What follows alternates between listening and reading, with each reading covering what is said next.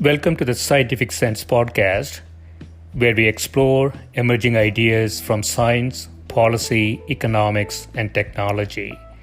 My name is Gill Eapen. We talk with world's leading academics and experts about their recent research or general areas of topical interest. Scientific Sense is an unstructured conversation with no agenda or preparation. We cover a wide variety of domains where new discoveries are made and new technologies are developed on a daily basis. We are most interested in how new ideas affect society and help educate the world how to pursue a rewarding and enjoyable life rooted in science, logic, and information. We seek knowledge without boundaries or constraints and provide unedited content of conversations with researchers and leaders who love what they do. A companion blog to this podcast can be found at scientificsense.com, and this podcast is available on over a dozen platforms and directly at scientificsense.net. If you have suggestions for topics, guests, and other ideas, please send them to info@scientificsense.com, and I can be reached at gill@eapen.info.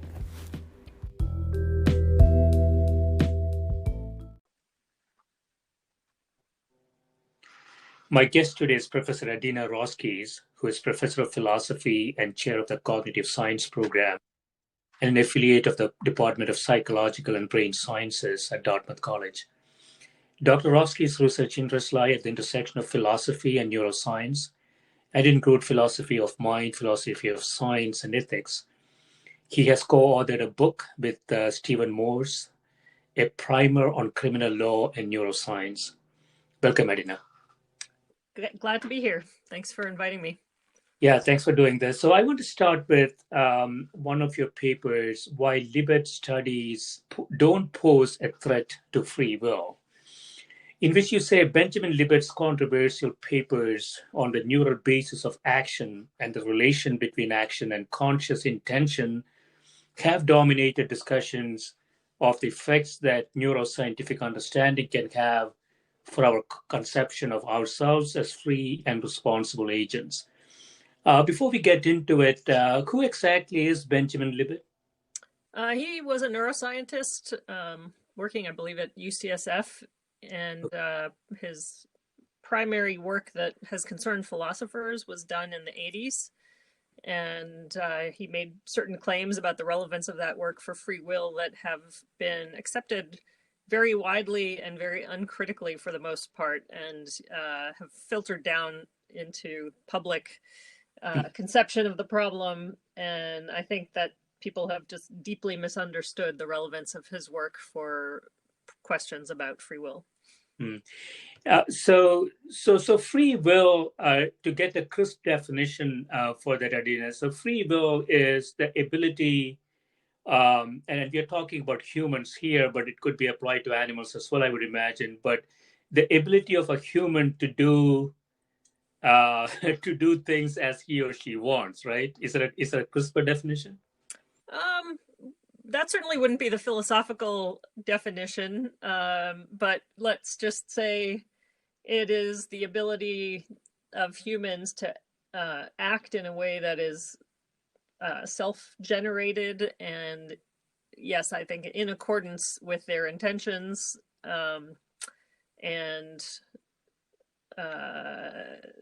there are a bunch of philosophical issues involving how to best understand the concept that I'm afraid can't be discharged in a sentence or two.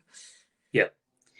Okay. So Libet's work, as you say, he sort of concluded that based on some of the experiments he had done, sort of concluded that we don't really have free will.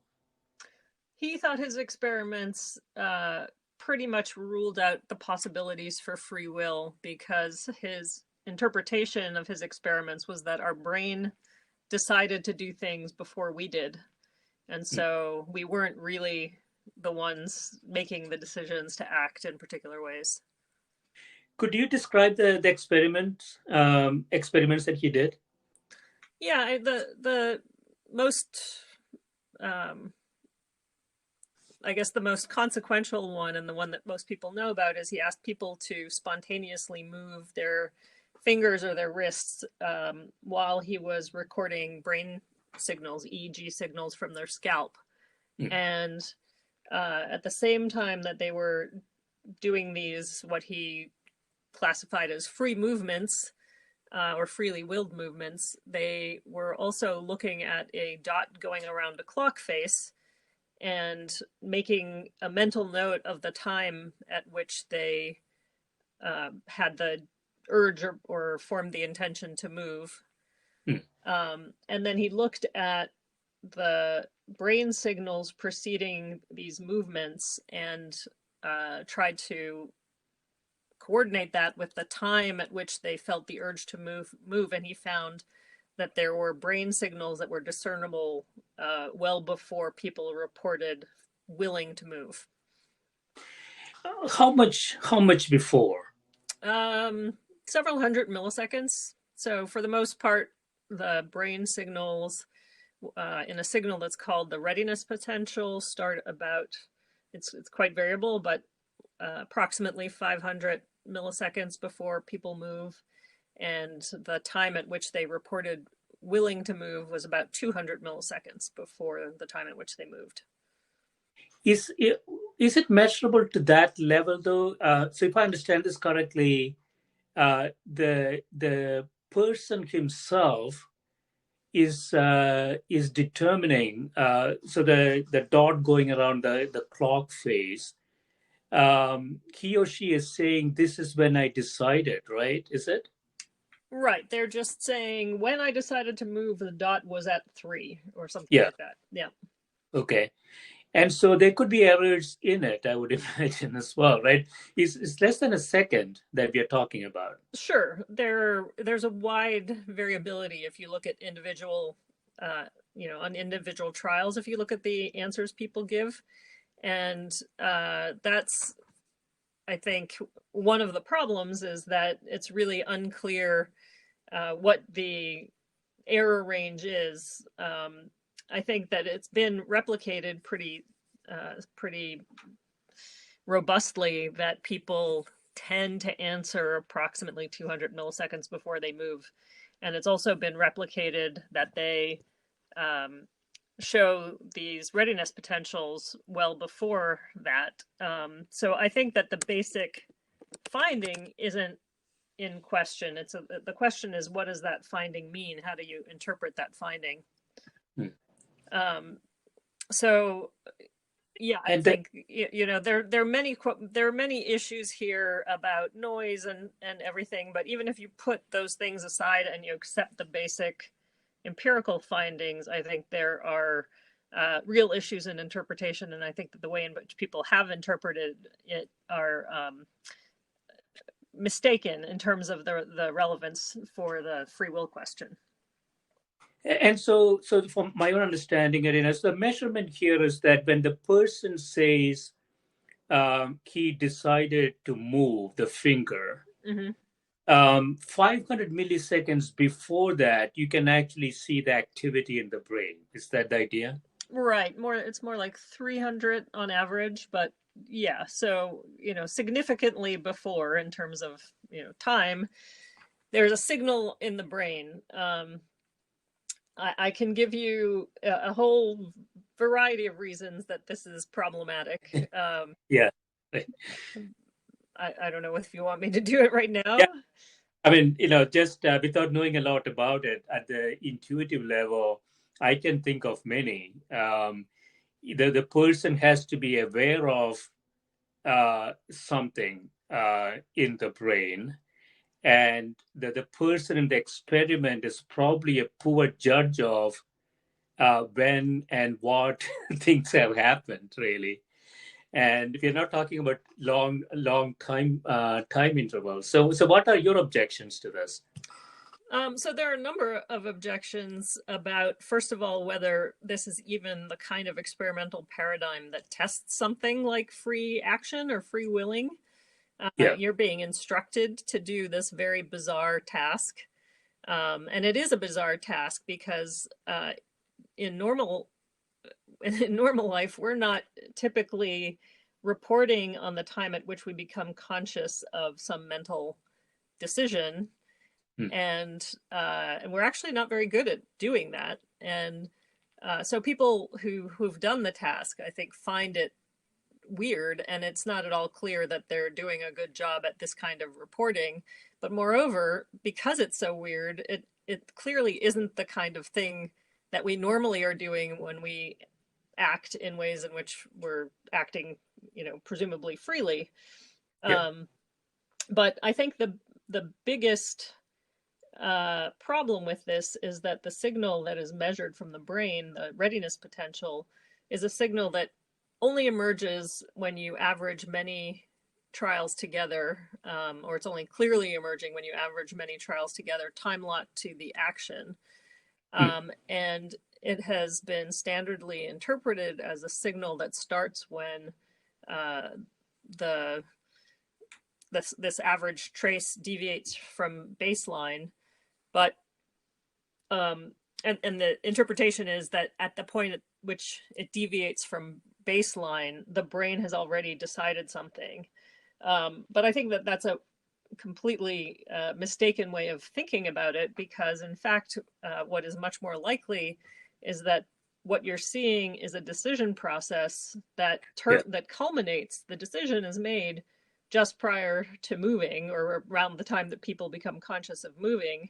And it's an artifact of sampling. If you always time lock things to movements, you're only sampling these epochs in which people actually move. And so if it is actually a decision process, then it's necessarily going to create this kind of ramping signal, even though there may be no such ramp in the real individual instances. And yeah, so this idea that your brain is making a decision at the onset, I think, is the fundamental problem. There's no reason to think that what that signal is reflecting in the aggregate is a process that culminates in you and your brain at the same time making a decision, which is exactly what someone who's not a dualist would think. Right, yeah. So mechanistically, that makes a lot of sense to me. For me to move my finger, I have to prepare the system to do that. And that preparation would require mental activity, I would imagine. And so there are two questions, I guess. One is, when does the mental activity start? And secondary one is, when do I become conscious of that mental activity?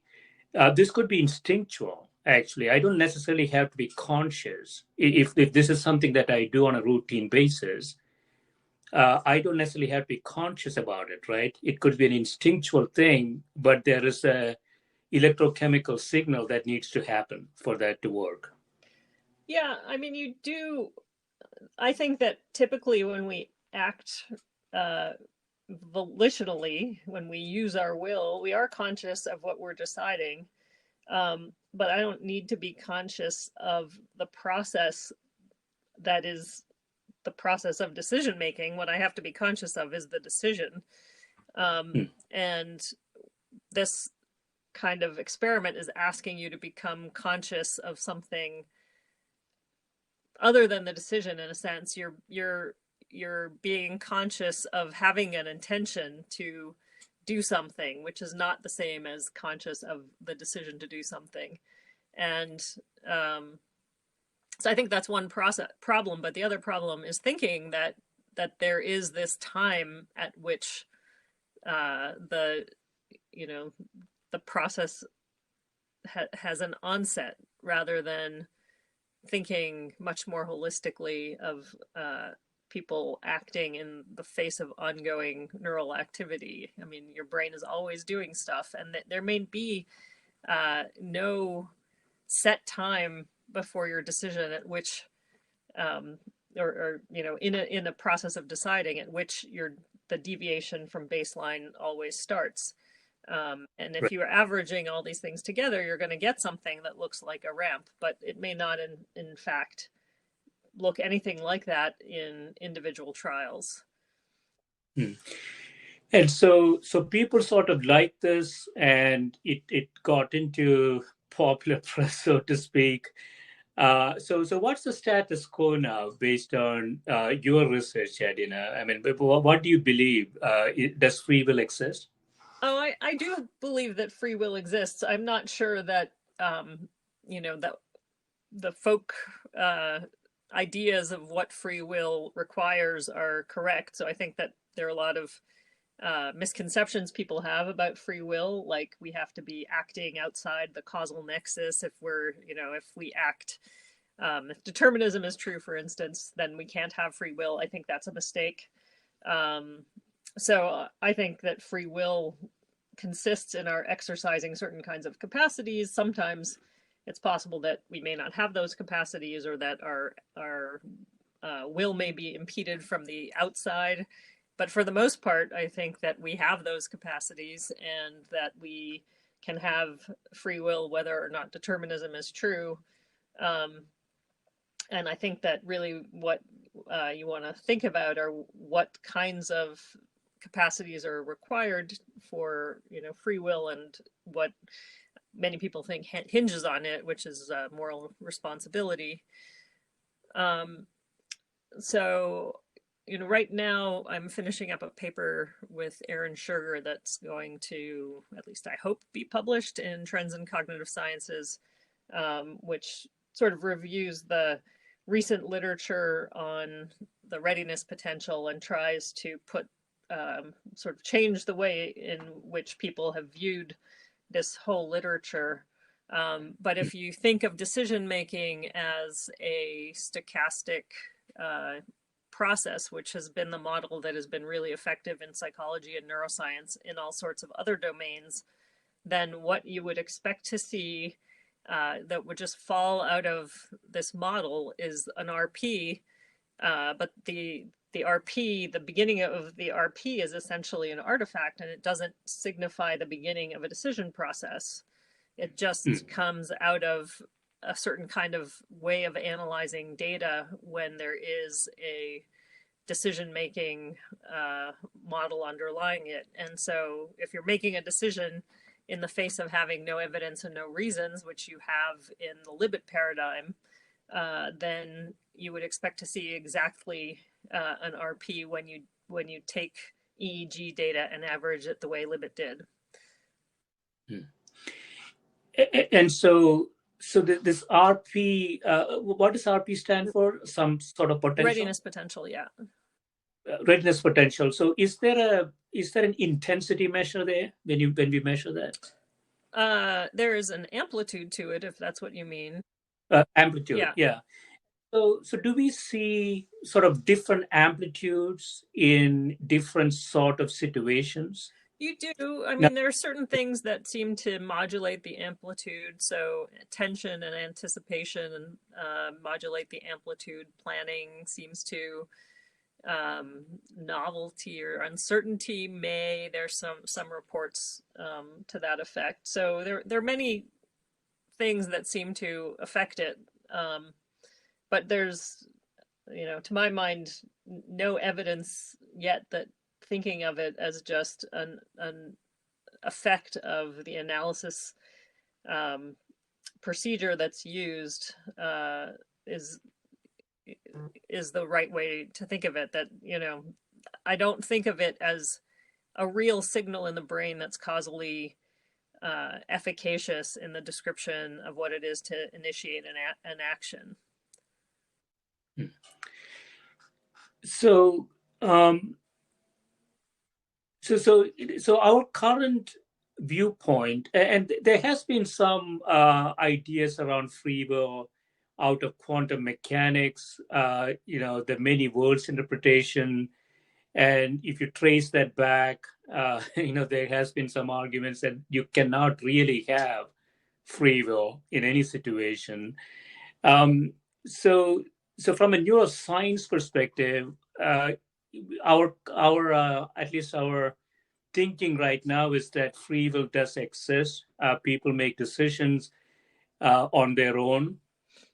And so what is the, sort of the best experiment from a neuroscience perspective that establishes free will? So I want to, I think, correct you. I don't think that the neuroscience view is at all some sort of consensus that we have free will. I think probably most neuroscientists think we don't have free will. And I think that's because they don't understand the philosophy underlying free will. I think people think if something is mechanistic, then it is determined and unfree. And I think that it's a mistake to think determinism means lack of freedom. I also think that it's a mistake to think mechanism means determinism. And so I think that there's just lots of avenues in which you could maintain free will, even if our brains are mechanistic or physics is deterministic. But I should also note that there are, interpretations of quantum mechanics that are indeterministic, and there are interpretations that are deterministic. And so even physics has not decided about the question of determinism. And I don't think that's something that neuroscientists will be able to do a better job at. Yeah, I can see the mechanistic aspect. So just because something is mechanistic, I can understand that argument that you cannot really say things are predetermined. But deterministic for me, maybe I'm not understanding it properly. Deterministic means essentially there is no variability in future expectations. In other words, you have only one path to go. In that sense, I don't know how free will could be properly. Sorry? Maybe I'm not understanding, the word determinism in the neuroscience context. The word deterministic in neuroscience is exactly what it is in philosophy, or it should be anyway, which is that, if you knew everything, the complete state of the world and all of the governing equations, you could describe the world at any other point. You would know exactly the way the universe would be in the future or the past. So yeah, but there is a very large and excellent body of philosophical work on positions called compatibilism that argue that free will can exist even if determinism is true. And so if X and Y are fixed, Adina, so is the free will part of this that you can trace a path from X to Y in different ways, even though X and Y are sort of fixed? No. It's that what it is for someone to move forward in time, if it engages the right kinds of decision-making capacities, then they are exercising their capacities to will and freely doing so. I mean, there's nothing unfree about the laws of nature on this view.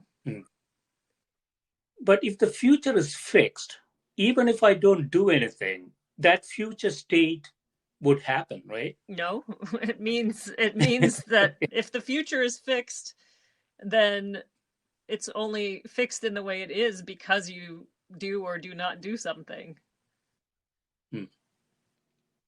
Okay. And so this is where this might be a sort of an engineering confusion, in the sense that and so when we do economic models, we think about future as evolving stochastically, and our decision models use dynamic programming when we have sequential decisions. And so there is nothing deterministic, at least from an economics perspective, about the future. And so this is where, when I think of a deterministic future, I think of it differently. that Well, I mean, that you the have difference here, and I think the mistake that you're making is that you're assuming that your stochastic input is in fact stochastic. But if determinism is true, then what you call noise is actually, uh, you know, determined. right. So, right, it's the real question is there real noise in the universe, or is that noise, what looks to us to be noise, um, just more deterministic signal? And, I don't think that anyone in neuroscience and probably nobody in experimental physics can answer that question. And I think the question really ultimately ends up being a question for theoretical physics. Right. So in that sense, you say noise is pre-programmed. It looks stochastic, but in some sense, it's evolving in a pre-programmed fashion. If determinism is true, yeah, If that it, is what would necessarily be the case, right? If determinism is true, then what we look at as noise in our measurements isn't really noise. It's real, it's the effects of all the laws of nature evolving. But because we don't know those laws, and we don't know the precise state of the universe at any given time, we can't identify that as those effects. We identify it as noise. so so you argue even if determinism is true and noise is pre-programmed in that sense, free will still exists. I believe that that is possible, yes. I mean, I think that there are lots of philosophical positions in which it just doesn't matter whether or not determinism is true to answer the question of whether somebody is free or not free. Hmm. I remember reading in the paper, there's a distinction between free will and free won't, right? So going back to the experiment, you could ask if the person decides not to move the finger, and then there is a distinction between the two. So Libet suggested that he thought he had ruled out the possibility of free will because our brains decide before we do, but he thought that it was possible that we could salvage something like free will through what he called free won't, which is the idea that in the 300 or so milliseconds between the point at which he thought our brains decided and the point at which we willed something, we could change our minds and maybe preserve our free will by being able to reject the decisions that our brains had made. But it turns out that when people decide not to do something, it turns out that the brain signals show the same kinds of timing. So basically, there's no way that you could salvage free will from the Libet with the Libet idea of free won't. Okay. Adina, we'll take a quick break. When we come back, we'll talk about your agency and intervention. Okay, sounds good.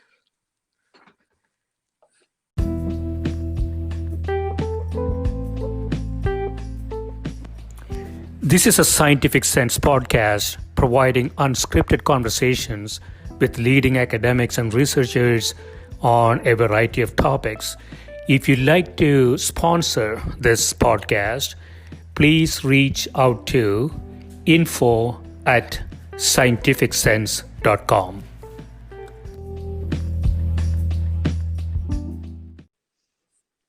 So we are back. Adina, I want to go into one of your papers, a little bit dated, 2015, entitled Agency and Intervention.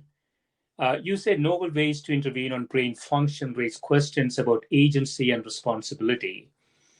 And you discuss whether direct brain interventions, in particular deep brain stimulation, pose a threat to agency in individual cases or to our general conceptualization of what it is to be a responsible agent. So how do you define agency in this context?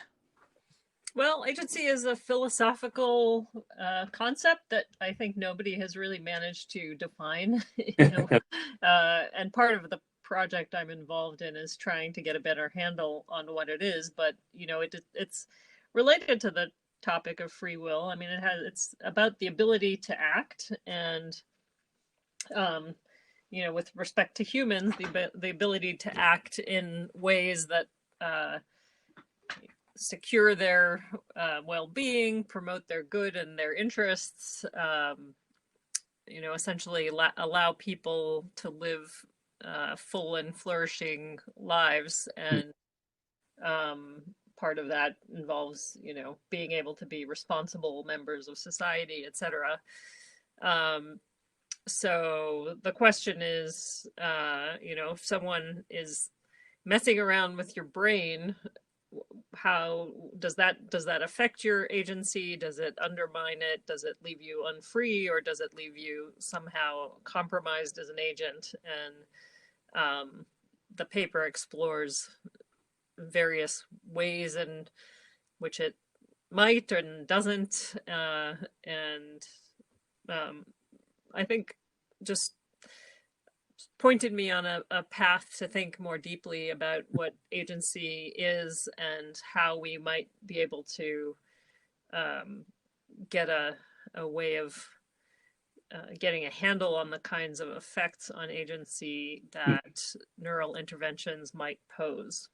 Physical intervention. So is agency an entity different from the individual, or is it a characteristic? I think of it as some kind of description of the individual's capacities to be an agent, right? So I'm an agent, my dog is an agent, but we're very different kinds of agents, and I'm interested in how to characterize the differences in the kinds of agents that we are. We can both make decisions, procure food to a certain extent, chase things we want, but we're different in our decision-making capabilities and some of our social abilities and other ways of navigating the world. So that's really what I'm interested in. Yeah. It's somewhat of a strange concept. So, Sorry. No worries. So, in the book of the great rock band Pink Floyd, there's a song that goes something like, "There's somebody in my brain, and that's not me." The people seem to struggle in some sense with their brain, with their decision-making processes. So philosophically and conceptually, is there a difference between one's brain and oneself? I mean, in certain ways, yes, and in certain ways, no. I think one's self is certainly constituted in large part by one's brain. You wouldn't be a self if you had no brain. Right. But there are certain aspects of the self that aren't just brain. I mean, and if you believe in embodiment, for instance, then you're a different person if you got a body than if you don't have a body. So I think that you can look to the brain for some information about the self, but we don't really understand that relationship very well. But I don't think that you can sort of reduce the self to the brain or at least it's not entirely clear to me that you could reduce the self to the brain alone. Yeah, so this is obviously not true, but one could think about the brain as a computer, and the individual essentially using that computer. And in the era of artificial intelligence, we are, increasingly seeing the computer becoming more intelligent and telling the human what to do. And so, is that relationship between the brain as sort of a machine and the individual something greater than that? Uh, does that relationship work from a neuroscience perspective? I guess I don't understand how the uh, individual could use the machine of our brains without it being. I mean, we are not separate from our brains, right? I am separate from my computer, and I can act on it, and to some degree, I can act on my own brain. I mean, I can choose to, think about various things, which is essentially part of my brain affecting other parts of my brain, but I am not separate from my brain such that I can use it like a tool. Yeah. So that is that. I guess you could think about it different ways. So deep brain stimulation. You say so. This is essentially electrodes. What exact? How is deep brain stimulation done? Yes, the neurosurgeon implants electrodes into parts of your brain, usually subcortical structures, uh, and then the electrodes are are connected to a stimulator, a power source that stimulates the neural tissue at certain frequency, certain amplitude, and changes the way in which those circuits function in ways that are poorly understood, but demonstrably effective at ameliorating certain kinds of symptoms. So it's a very effective FDA approved treatment for otherwise intractable Parkinson's disease. And there are hundreds of thousands of people who are undergoing deep brain stimulation as we speak. So it is happening. And then, there are case reports of kind of strange effects that these stimulators might have on people. Changing them from rational to psychotic, or changing the contents of their desires, or turning them into people who have compulsive gambling problems, or changing their personality or their mood. So all these things have been reported. And the question is both why does that happen, and what neuroethically should we make of it? How should we think about these kinds of consequences? What are their ethical implications? So that's really what this project is trying to consider. Yeah. So this is truly a sort of a physical intervention of the brain, and we see some beneficial effects in disease states like Parkinson's. And the question here is that an ethical thing to do? Yeah, I mean, that's in some ways, I think that question has been answered Yeah. because these people without the treatment are so compromised that it's unethical to leave them in that state without, if we can do something about it. But there are sometimes side effects that are unforeseen and hard to, it's just not obvious how we should think about them ethically, or how to weigh those negative effects against the positive effects of the treatment. And so those are the kinds of questions. It's really, not just what to make about the fact that we are affecting people by intervening in their brain function, which you might think is, something that all other things considered equal, we shouldn't be doing. But also how to think about the sometimes negative side effects and how to weigh treatment decisions in the face of those kinds of side effects. Is the treatment effect here sort of permanent, or this is something that they do over and over again? It is a chronic, I mean, you basically continually stimulate, and if you turn off the stimulator, all of the motor effects or symptoms of Parkinson's return immediately. Okay. And so do we pick up sort of holistic side effects like personal change in personality and things like that because of this? What do we pick up? What do Yeah. you mean by that? Does going back to sort of the agency question, do we see sort of things like personality changes and things like that because of the treatment? Yes, that does occur.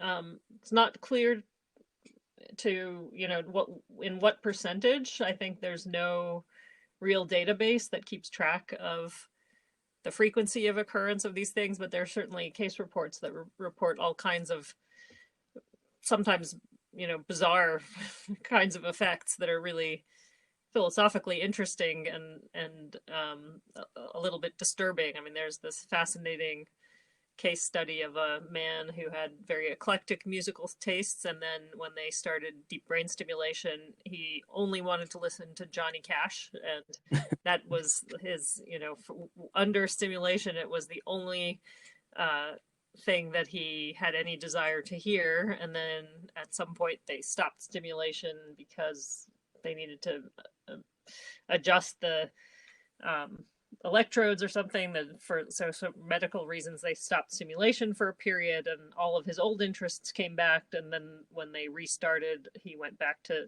wanting only Johnny Cash.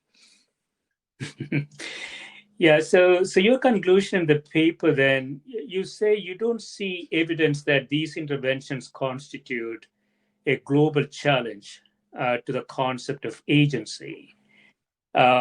But you also say that therapeutic approaches could be improved with a more nuanced, multidimensional view of agency. So what do you mean there?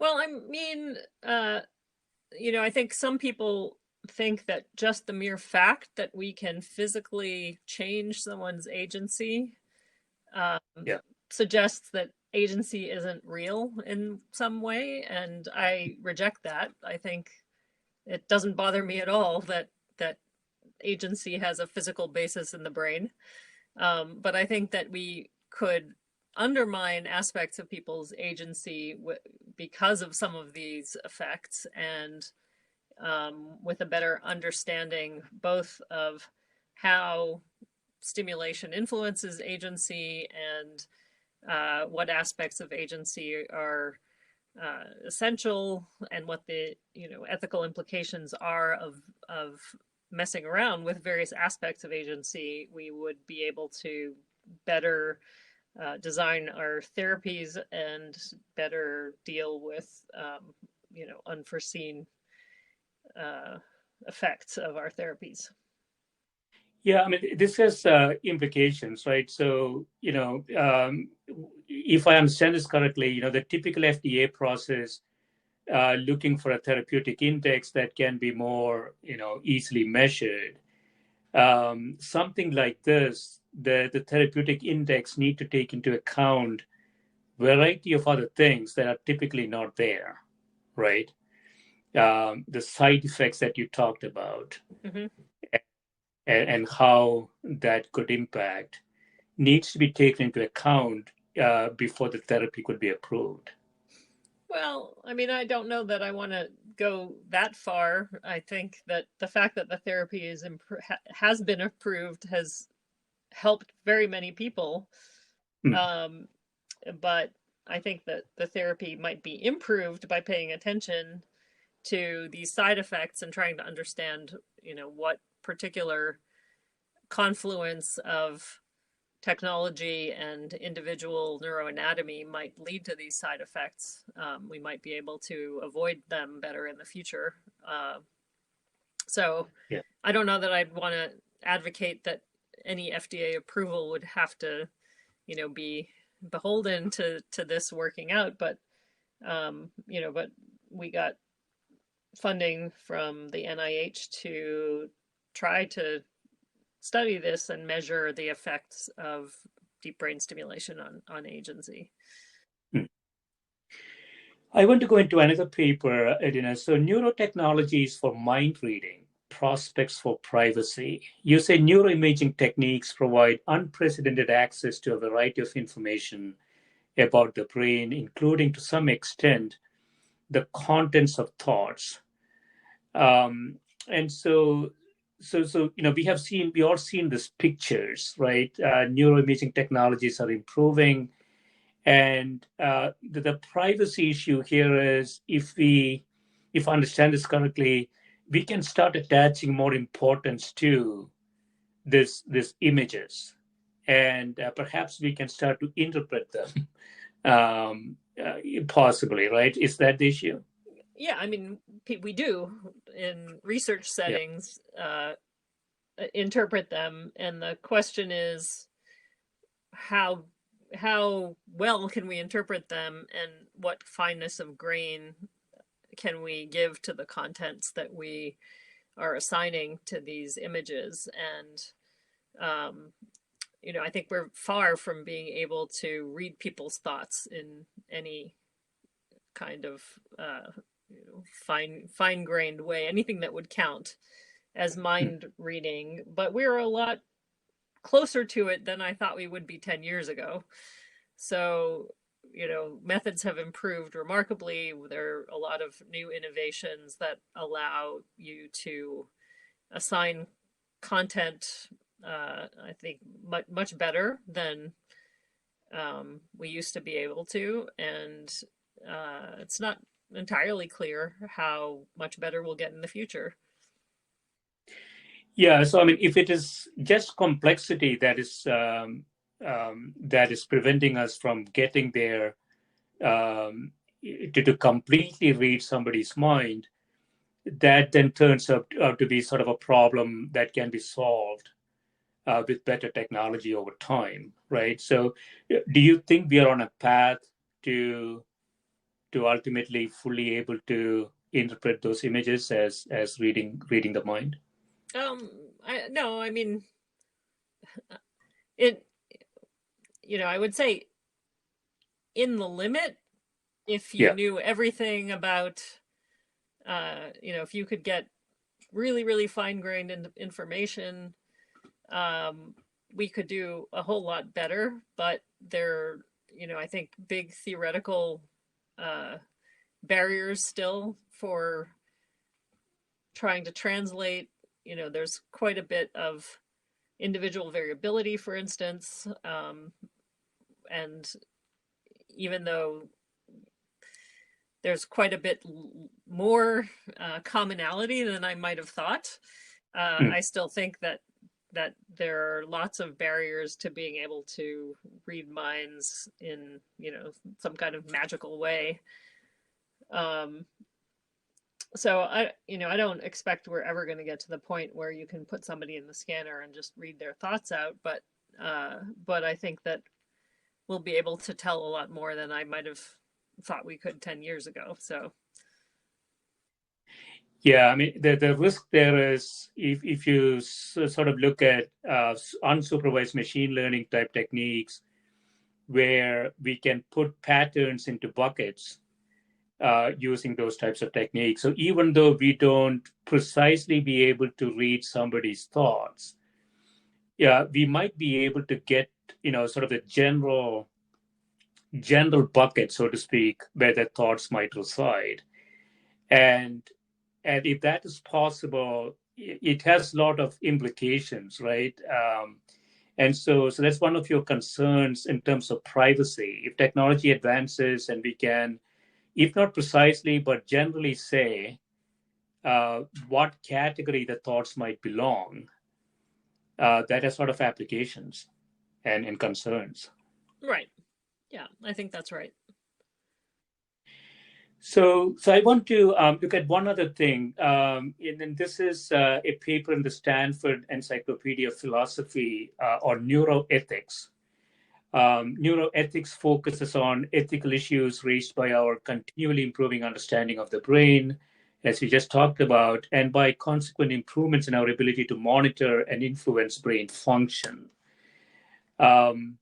So there is sort of an internal concern. How do we influence the brain with external force? And then there is sort of this other concern that we talked about, that just reading, we could actually make some decisions. So there are concerns around reading and writing, I guess, of the brain, right? Yeah, that's one way of putting it. Yeah, you know. And so where do you see the biggest challenges from policy perspective here in neuroethics? What would you suggest, policymakers should be really thinking about here? Um, well, I actually think that maybe the biggest challenge is to broaden neuroethics, to extend to a greater slice of neuroscience. I mean, there's quite a bit of neuroscience that goes on that has a lot of ethical implications, and from all kinds of human neuroscience, but even neuroscience on animals, for instance. And I think that neuroethics and bioethics are sort of relegated for the most part. They're done by people who tend to not be the same people who do the neuroscientific work. And I think that there's been a push recently to integrate more neuroethical thought into everyday bread and butter neuroscience, which has been really, I think, valuable for policymakers and for the scientists involved and for the neuroethicists involved. And I'd like to see more of that. I think that there are lots of neuroethical issues in science all over the place, and only a small fraction of them are really being explored in conjunction with the people doing the science.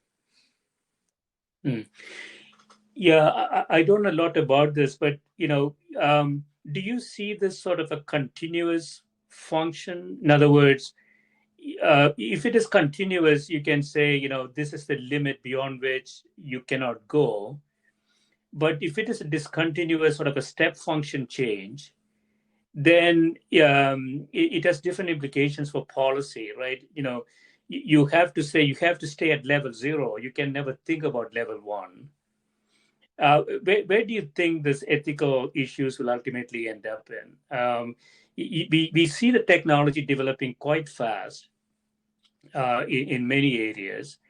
It doesn't, at least from on the surface, doesn't look like the brain is so special that we will never be able to figure that out. Granted, it's a very complex organ, but presumably in 20, 30, 40, 50 years, our understanding of that will be a lot higher.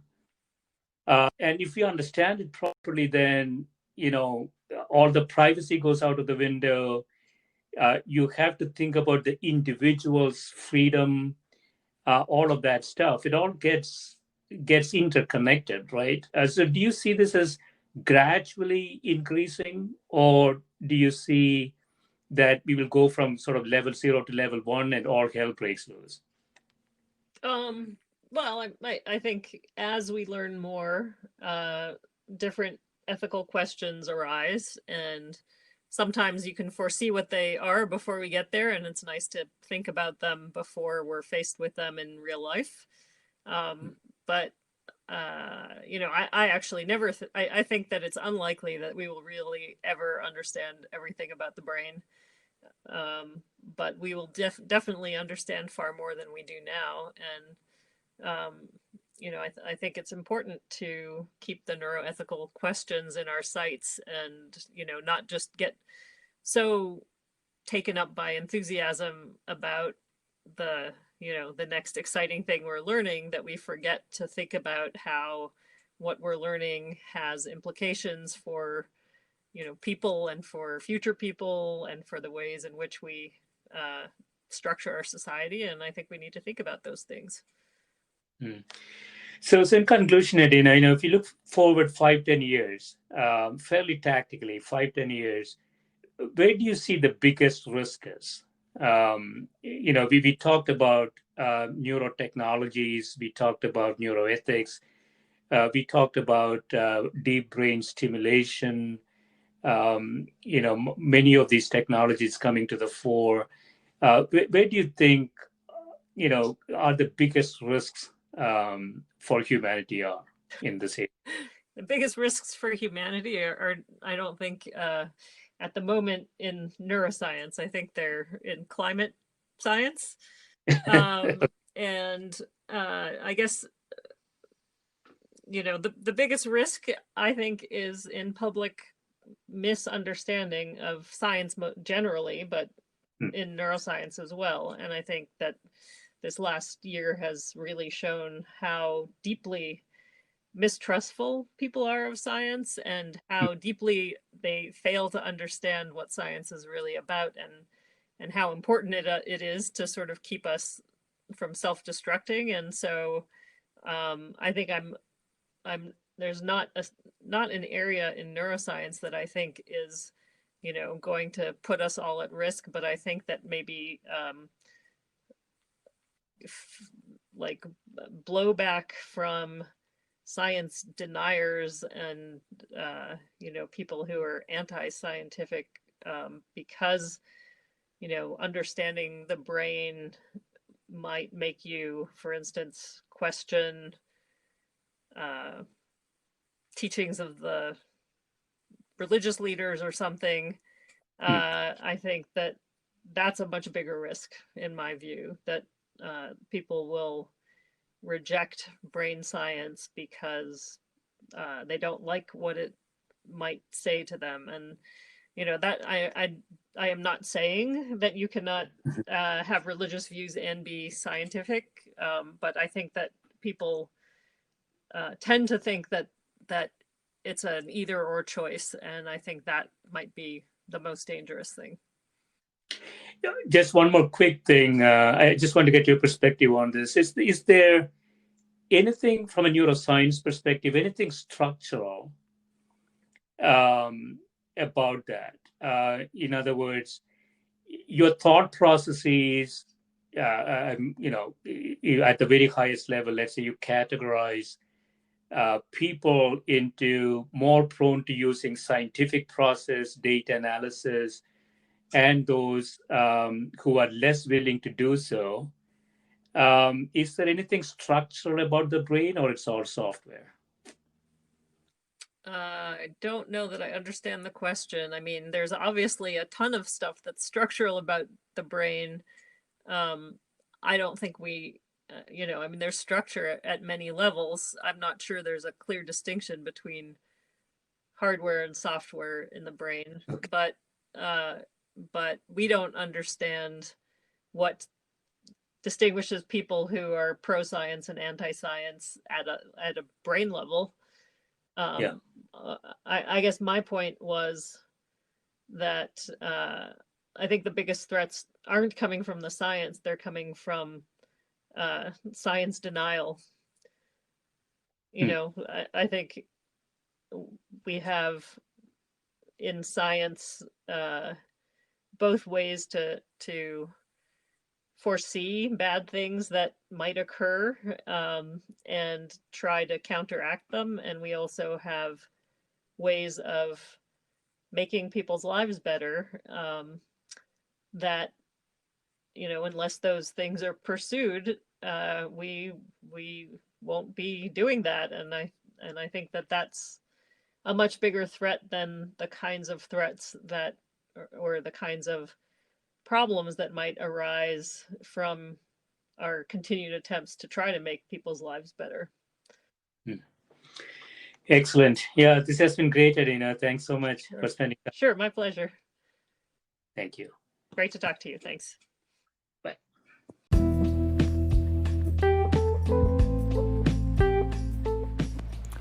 This is a Scientific Sense podcast providing unscripted conversations with leading academics and researchers on a variety of topics. If you'd like to sponsor this podcast, please reach out to info@scientificsense.com.